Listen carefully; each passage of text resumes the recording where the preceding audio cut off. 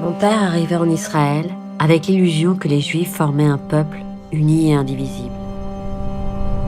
Il y avait 2 bureaux à l'office d'immigration, l'un pour les Juifs venus d'Europe et l'autre pour les Juifs venus du pays musulmans, du Maroc, d'Algérie, d'Irak et du Yémen. On les appelle ici les Mizrahim, les Orientaux.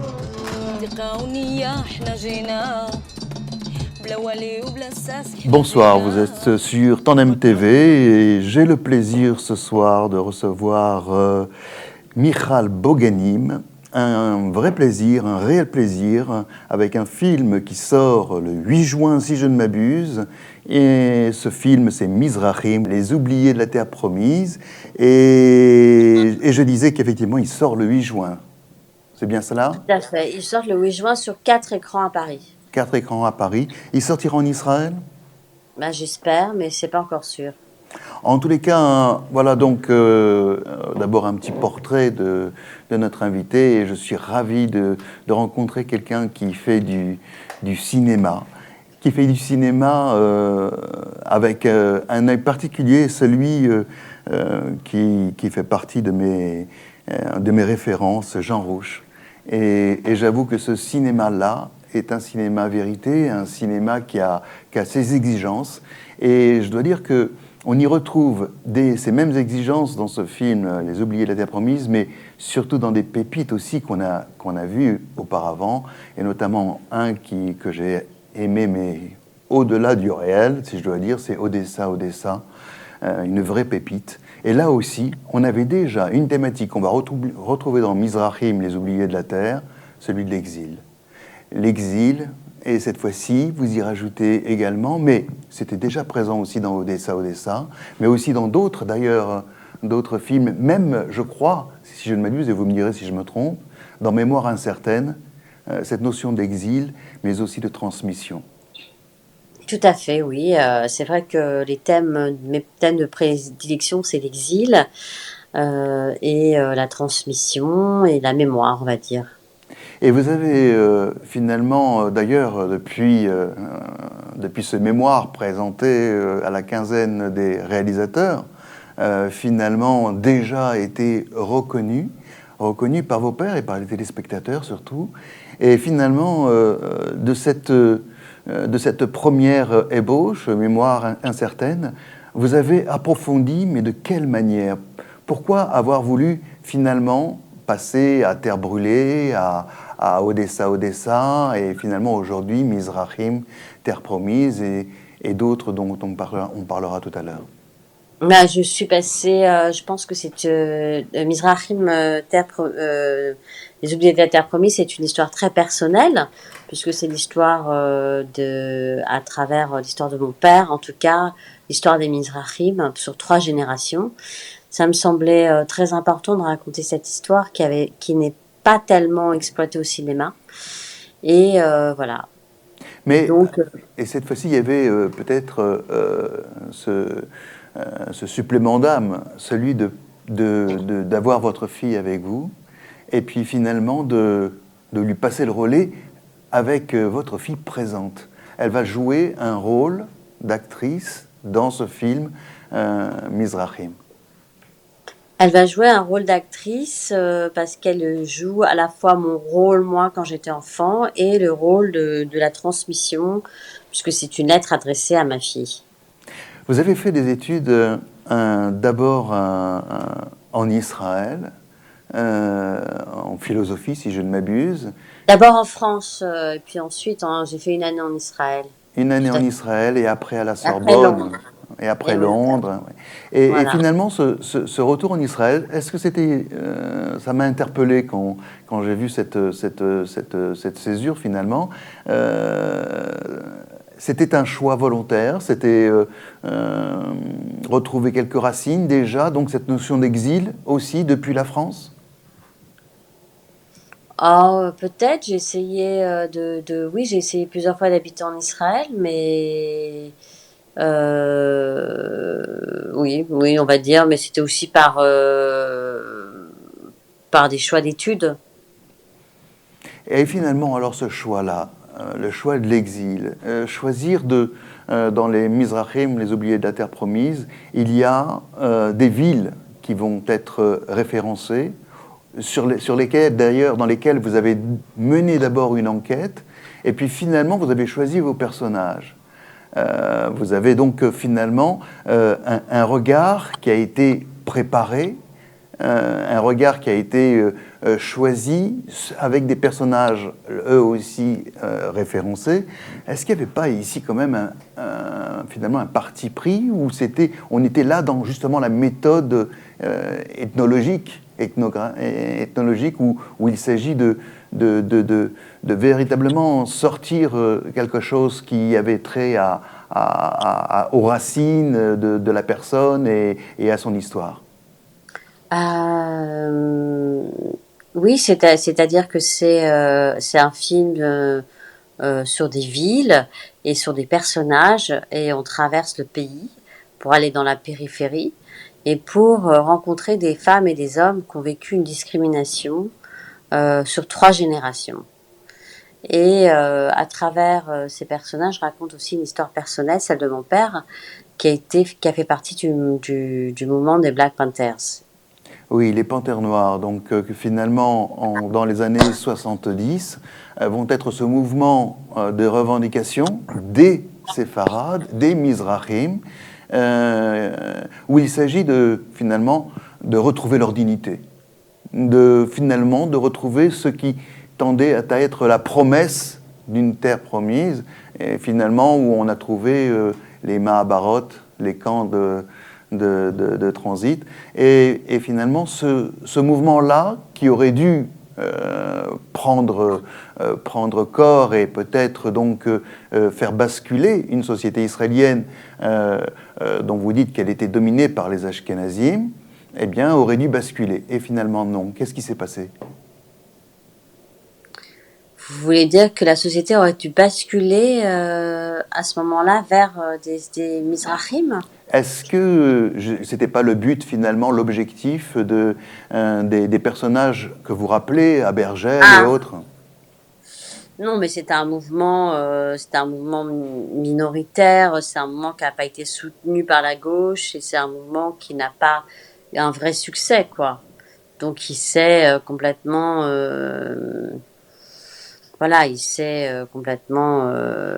évanoui après la guerre de Kippour. Oui, la guerre de Kippour qui finalement a été un petit peu le contrepoids de ce qui aurait dû être finalement quelque chose, un mouvement croissant, un mouvement social de revendication, et qui finalement, avec la guerre de Kippour, c'est l'unité du pays, l'unité de la population qui a un petit peu d'abord temporisé, puis finalement fait s'évanouir le fameux mouvement des Panthères Noires. Est-ce que vous pensez que là, il y a eu un échec de cette revendication des Mizrahim, et que finalement, cet échec, selon votre film, semble toujours perdurer dans ce que vous appelez aussi la périphérie? Oui, je pense que, comme dit un des personnages, il y en a pour 100 ans avant de se remettre d'une discrimination et d'un mauvais accueil d'immigrants. Et donc là, on constate que il y a une discrimination qui perdure à travers les générations, on va dire, puisqu'ils sont presque condamnés à rester dans la périphérie, à part ceux qui s'en sortent.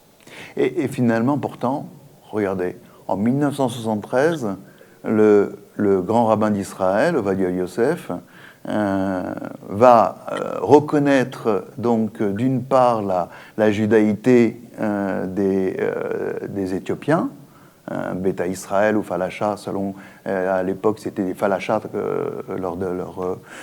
selon le terme qu'ils étaient nommés, mais qu'en fait, en même temps, il va créer le parti Chasse, un parti séfarade, et à partir de là, il va y avoir quand même une reconnaissance explicite des Mizrahim.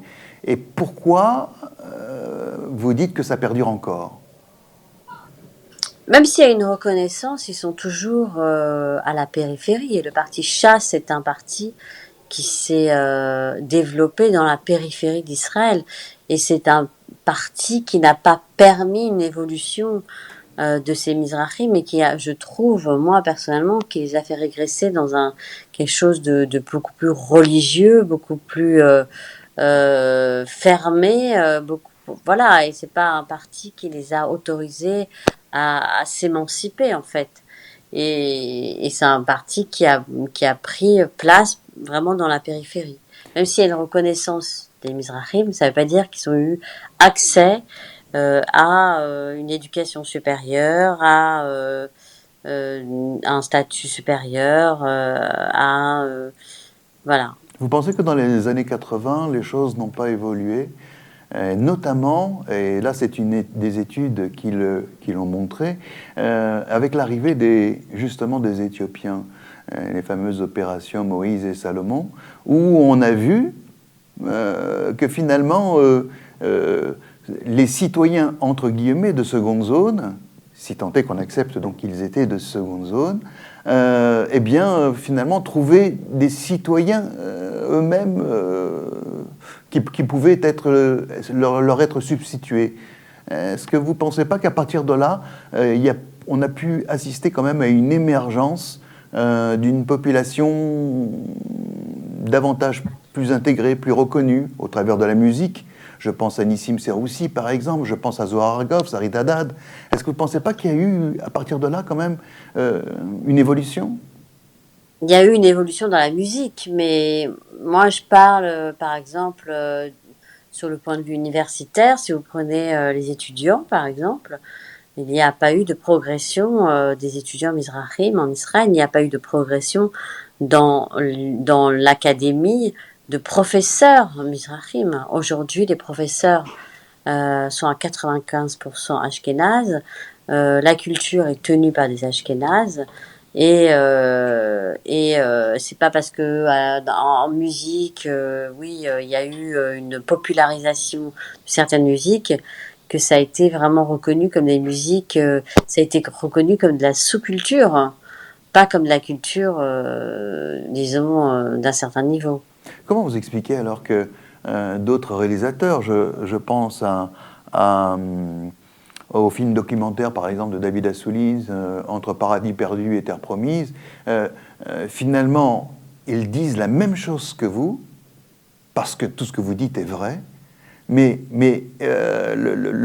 la conclusion est différente. C'est-à-dire qu'au contraire, aujourd'hui, cette discrimination s'est estompée et des communautés se sont formées dans ces villes de périphérie. Des communautés où finalement, si je prends le cas d'Ashdod, par exemple, une ville bâtie sur le sable, est devenue, avec 150 000 habitants, une ville où certes, il y a de la pauvreté, mais il y a aussi une reconstruction d'un monde qui leur était commun, celui qu'on avait peut-être au Maroc ou qu'on avait dans d'autres régions.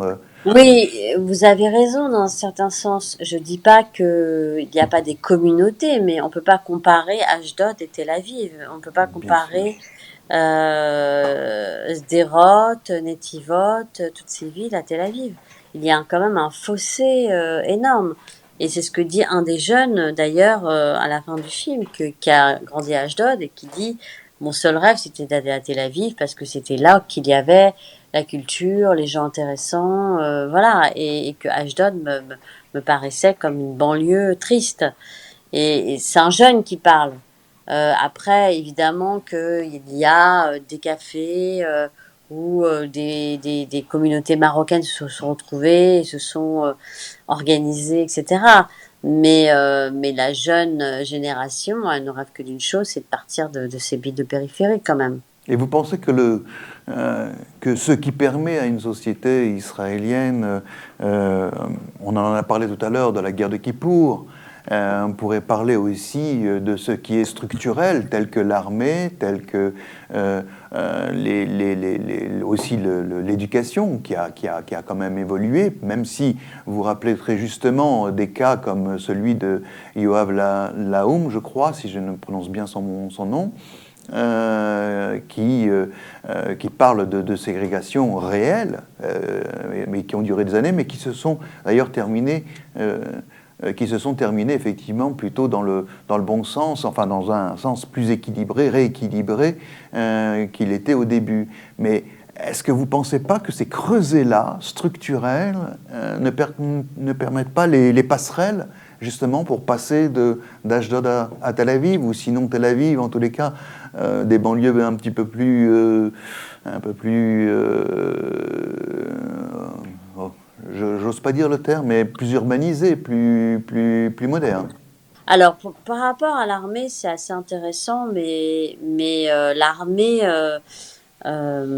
encore aujourd'hui, il y a ce qu'on appelle le Kaba, c'est-à-dire que les gens sont placés selon leurs origines et selon leur territoire, là où ils sont nés. C'est-à-dire que si vous venez de Netivot, de Sderot, de Ofakim ou de tous ces villes de la périphérie, vous n'avez pas les mêmes chances à l'armée que si vous venez de Tel Aviv ou d'Herzliya, etc. Il y a il y a une discrimination sur les villes d'où proviennent ces jeunes. Et encore aujourd'hui, on demande quand même l'origine des origines des parents. Donc c'est aussi quelque chose qui fait qu'il n'y a pas vraiment un mélange comme on pourrait le croire. Alors ce qui est étrange, c'est qu'il y a une étude qui est parue il n'y a pas très longtemps où on montrait que justement dans les unités d'élite plutôt à l'écart de ce qu'on appelle les Lubniks, c'est-à-dire les soldats de base, eh bien c'était plutôt une différenciation ici sociale, en termes de soit je suis de parents aisés ou non, qui faisait la différence pour être finalement dans un poste à l'armée plutôt protégé, plutôt privilégié, et pas tellement celui d'une identité d'origine. Est-ce que finalement on ne pensait pas qu'il y a quand même des choses qui ont évolué malgré cela? Il y a des choses qui ont certainement évolué par rapport aux années 70, mais vous allez à l'armée, je pense que vous avez un constat de qui est dans les cuisines et qui est dans les unités d'élite. Et je peux dire que, par exemple, même les Éthiopiens, ils ne sont pas dans des unités d'élite, et même dans les... Voilà. Et je pense que voilà, j'ai pas fait de statistiques, mais j'entends ces jeunes qui en parlent et qui me disent, qui me parlent du Kaba, justement, de ce papier qu'on a à remplir à Amé, qui en fonction de l'endroit où vous êtes né, vous permet d'accéder ou pas à des hauts postes. Alors, il y a toujours des exceptions. Il y a toujours des gens qui vont pouvoir s'en sortir, et toujours des gens qui vont pouvoir avoir accès à des études supérieures. Et voilà, il y a des exemples, et même en politique d'ailleurs. Mais est-ce que c'est la majorité? Est-ce que ça représente la majorité? Non, ça représente des minorités. Et quand vous allez dans ces villes de développement, comme Yerouham, Ofakim, Dimona, etc., vous constatez que quand même à 95%, ce sont des Mizrahim. Et c'est là où ça n'a pas vraiment évolué. Ce sont des villes qui sont restées quand même très mizrahites. Et pourtant, vous voyez, quand moi-même j'étais à l'université, on nous proposait des volontariats. On nous imposait des volontariats. On devait choisir donc certaines villes, et les villes qui nous étaient proposées le plus souvent, c'était justement des villes de développement comme Netivot, Ofakim et autres, et finalement on nous proposait d'aller donner du soutien, on nous proposait d'aller d'aller finalement suppléer à ce qui semblait être des carences, effectivement, de ces villes de développement. Est-ce que vous ne pensez pas qu'il y a dans cette discrimination finalement quelque chose qui ressemble à une indifférence plutôt qu'une discrimination, une indifférence au sort des uns et des autres? Parce que si C'est bien pour ça que j'ai appelé mon film Les Oubliés de la Terre Promise, parce que c'est des oubliés pour moi. Oui. Et ils sont oubliés et on n'entend pas leur voix et ils sont restés dans ces villes de la périphérie au sud, ou à Khadera, etc. Et on les côtoie pas en fait. Vous avez choisi de rendre hommage à votre père, malheureusement disparu, je crois, pendant la réalisation de ce film. Je me trompe? Tout à fait, oui. Et finalement, en le transmettant à votre fille, sans le regard du père, est-ce que vous vous sentez un petit peu orpheline de son regard? Est-ce que vous vous sentez un petit peu, voilà, quelque chose n'aura pas été jusqu'au bout parce qu'il était dans le combat. Vous le montrez dès le début. Hein. Il était dans le combat. Il avait, dès son arrivée en Israël, il voulait faire quelque chose. Il voulait changer la société. Je crois que je reproduis les mots textuellement. Il voulait changer la société.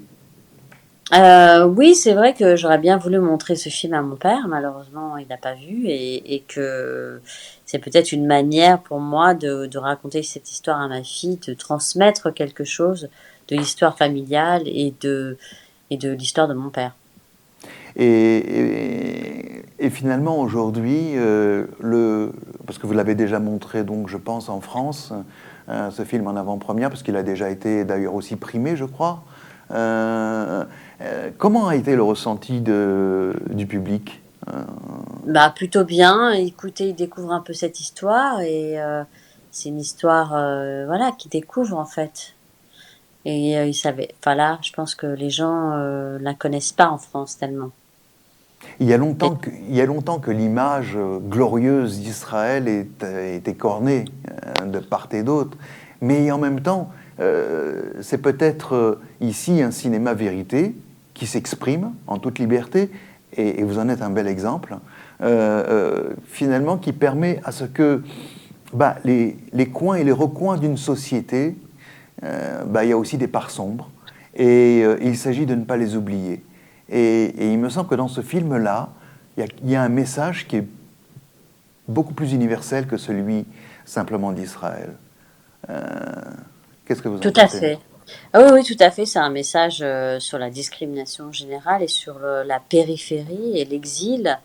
Et finalement, c'est que ce soit en Israël ou en France, comme je le montre, c'est un peu partout la même histoire. À partir du moment où on est à la périphérie, on est à la périphérie dans le monde entier, c'est la même histoire. Et d'ailleurs, vous le dites à un moment donné, vous dites, quand je suis arrivé à Arcueil, je ne parlais pas bien le français, et j'étais un petit peu éloigné des autres, un petit peu esseulé. C'est quelque chose que vous avez aussi ressenti. Est-ce que ça vous a servi pour ressentir encore plus profondément, plus personnellement finalement, ce que vous vouliez montrer dans votre film? Oui, parce que en fait, comme vous dites, il y a quelque chose d'universel. On passe d'une périphérie à une autre périphérie, quoi. Et donc, il y a quelque chose de l'ordre d'une répétition de l'histoire, on va dire.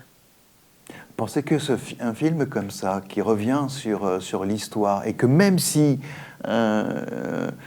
il me semble que la société et les études qui le montrent sont un petit peu moins pessimistes que vous semblez vouloir le montrer, il n'empêche que c'est une vraie réalité, et que marcher sur les traces de ce qui a été une vraie discrimination des Mizrahim, c'est peut-être vouloir aider à ce que d'autres populations, parce qu'il n'y a pas, on dit souvent en Israël qu'il n'y a pas une histoire singulière d'une aliyah. chacun sa douleur, chacun un petit peu sa manière de le pays, et c'est jamais facile. Est-ce que finalement, vous ne pensez pas qu'un film, même s'il est difficile, s'il revient sur l'histoire d'une discrimination, vous ne pensez pas qu'il puisse finalement aider les populations à se dire que on doit non pas être fataliste, mais passer par des moments difficiles et peut-être non pas se contenter de ce qu'on a, mais vouloir changer les choses. Et peut-être ici, l'héritage de votre père serait un vrai succès.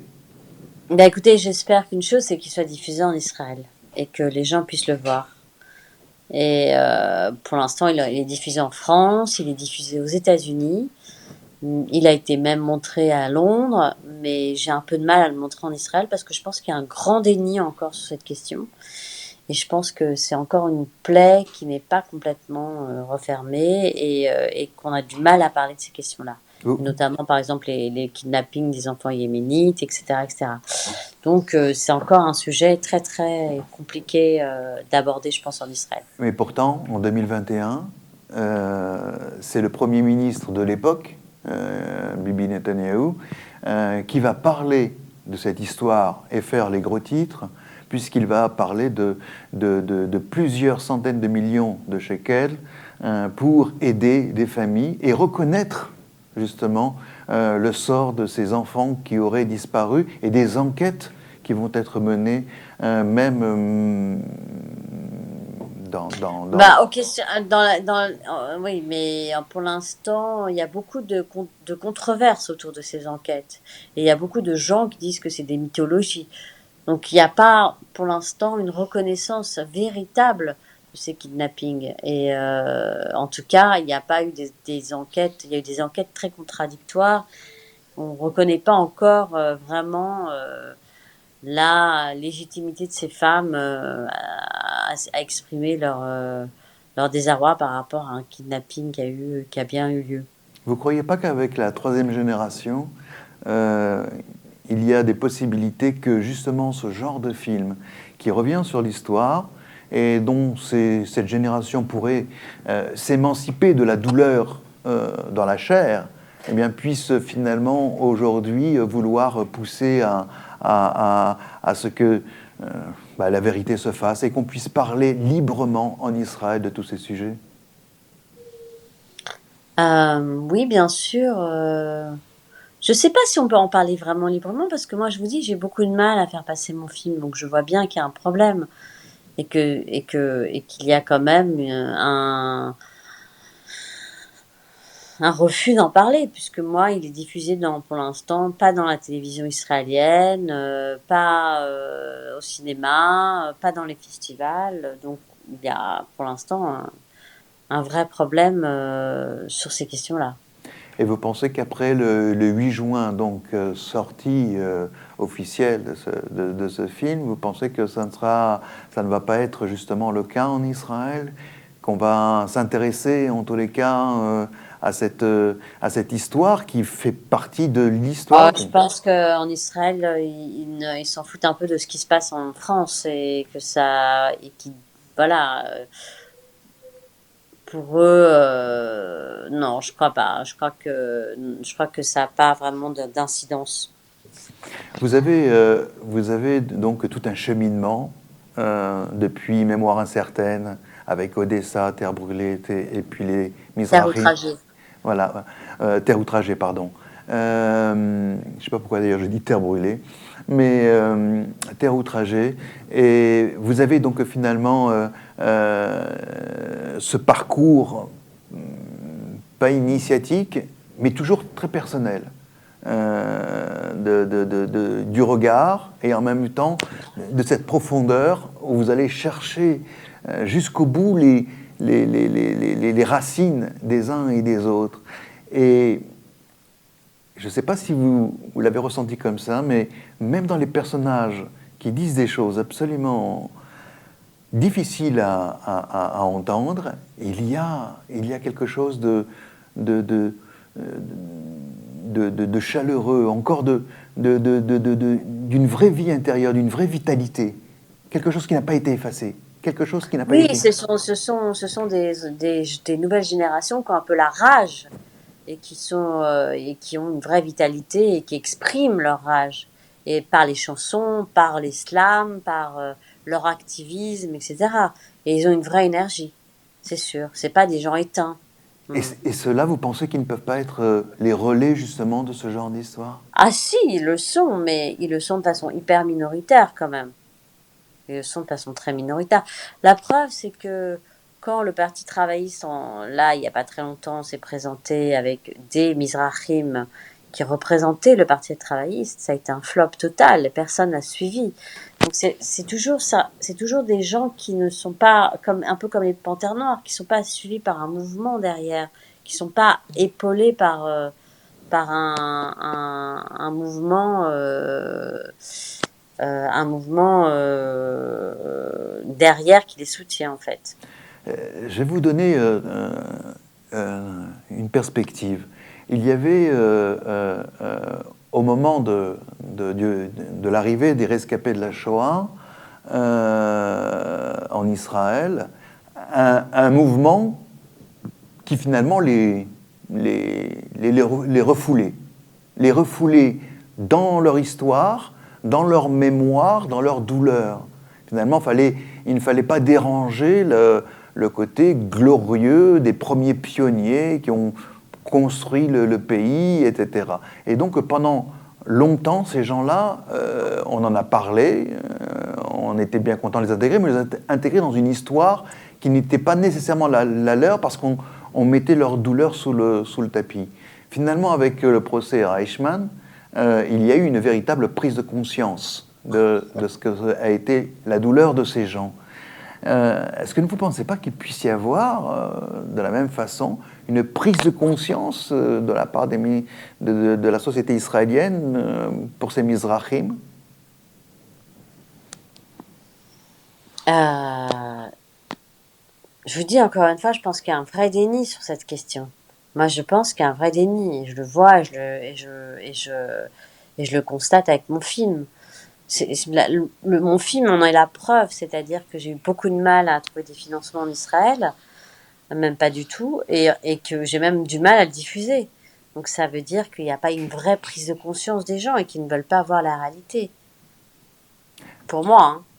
Vous avez finalement emmené votre fille avec vous pour lui transmettre ce relais, pour lui parler un peu aussi de son grand-père, je suppose aussi. Est-ce que vous lui avez posé des questions sur ce voyage? Non, pas vraiment, mais c'était plutôt... oui, c'était plutôt une oreille qui écoutait, plutôt que... voilà. Et vous avez Mais envie, j'aurais pu la faire parler, ouais, peut-être. vous avez envie de savoir ce qu'elle pense? Bah, je lui poserai la question, mais je sais pas si elle comprend tout elle a 10 ans seulement. Donc je sais pas si elle comprend tout exactement le cheminement de ce film. En tous les cas, vous, depuis l'âge de 7 ans jusqu'à aujourd'hui, il y a des choses qui ont grandi en vous et finalement aujourd'hui se retrouvent dans des films magnifiques, des films qui racontent les déchirements, qui racontent les exils, mais qui racontent aussi la transmission, et ça c'est important, c'est même essentiel. Essentiel, quelqu'un qui ne sait pas d'où il vient a du mal à définir où il doit aller. Et finalement avec vos films, parce que vraiment c'est un vrai parcours qu'on fait avec vos films. Et je veux dire le bonheur qu'on a d'abord de les voir, parce que ce sont de beaux films, ce ne sont pas simplement des enquêtes. Non, ce sont de beaux films en même temps. Mais en même temps, il y a ce cheminement qu'on fait avec vous. Et je dois dire que on n'en sort pas indemne. Mais en même temps, alors peut-être différences de génération, mais il me semble qu'il y a plutôt de l'espoir à avoir d'abord que ce genre de film existe, que ce genre de personnes comme vous aient su restituer quelque chose qui était intime et en même temps le transmettre à votre fille, et finalement aussi découvrir qu'il y a des personnes qui ont envie d'en parler, tous ceux qui ont été les acteurs de ce film, Mizrahim, Les Oubliés de la Terre Promise, comme de ceux des autres films, ce sont des témoins qui sont encore avec, je le disais tout à l'heure, cette vitalité. Moi, je pense qu'il y a encore de l'espoir, mais ça ne regarde que moi. En tous les cas, vraiment... Non, il y a de l'espoir dans cette nouvelle génération qui se bat et qui fait exister une culture et qui met en avant cette culture et qui se bat. Ça, pour moi, c'est ça l'espoir. Mais ils sont quand même assez minoritaires. Et oui, voilà. Et bon. Je vous invite quand même à venir à Tel Aviv aujourd'hui découvrir que sociologiquement parlant, la population de Tel Aviv est largement plus séfarade qu'elle ne l'était il y a encore seulement une dizaine d'années. C'est possible. Oui. Mais moi, ce que je constate, c'est que par contre, dans les villes de la périphérie, Oui. c'est 95% des gens sont mizrahis. Absolument. C'est beau. En fait, le problème, c'est une question géographique. Et c'est facile de dire, oui, on voit beaucoup plus de mizrahim à Tel Aviv, mais moi, je vous invite à passer une semaine à Yerouham, mais je vous invite à passer une semaine à Dimona. Et vous allez voir le décalage qu'il y a entre ces villes-là et Tel Aviv. C'est un fossé énorme. Moi-même que j'ai découvert en faisant le film, en fait. Et je pense que les gens n'ont pas du tout conscience, même en Israël. C'est pour ça que j'ai appelé ça Les Oubliés de la Terre Promise, parce que c'est un peu des oubliés, quoi. En tous les cas, grâce à votre film, et j'espère qu'il sera distribué en Israël, ces oubliés ne soient moins oubliés, mais en tous les cas, c'est sûr, vous laissez une trace dans votre filmographie, et celle-ci ne sera pas oubliée dans le monde, mais j'espère en Israël en tous les cas. Merci beaucoup. Merci beaucoup, merci à vous, et merci de cette interview qui était très intéressante. Bonsoir. Merci. Mon père arrivait en Israël avec l'illusion que les Juifs formaient un peuple uni et indivisible. Il y avait 2 bureaux à l'office d'immigration, l'un pour les Juifs venus d'Europe et l'autre pour les Juifs venus du pays musulmans, du Maroc, d'Algérie, d'Irak et du Yémen. On les appelle ici les Mizrahim, les Orientaux.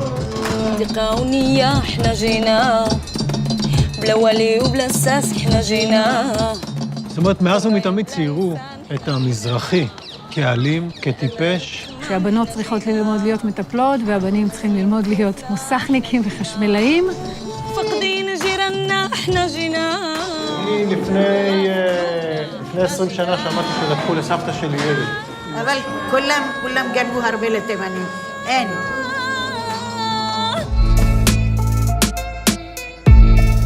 אין בית ספר, אין גני ילדים, אין קופת חולים, אין עבודה להורים. אז מחליטים להקים את הקבוצה הזו שתיקרא על שם הפנתרים השחורים בארצות הברית. ארגנו את ההפגנה הזו ויצאנו לרחוב. די לנו מהקיפוח, די לנו מהאפליה, די לנו מהגזענות. מעבדות לחירות.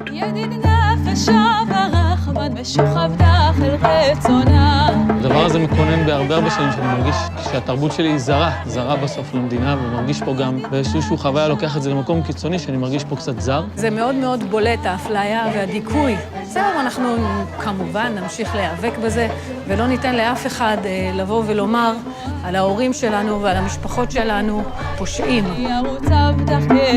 Comme mon père l'avait fait avec moi, ma fille, je veux te montrer ces villes qui se ressemblent, ces nouveaux visages, pour que tu saches toi aussi que cette histoire n'est pas finie.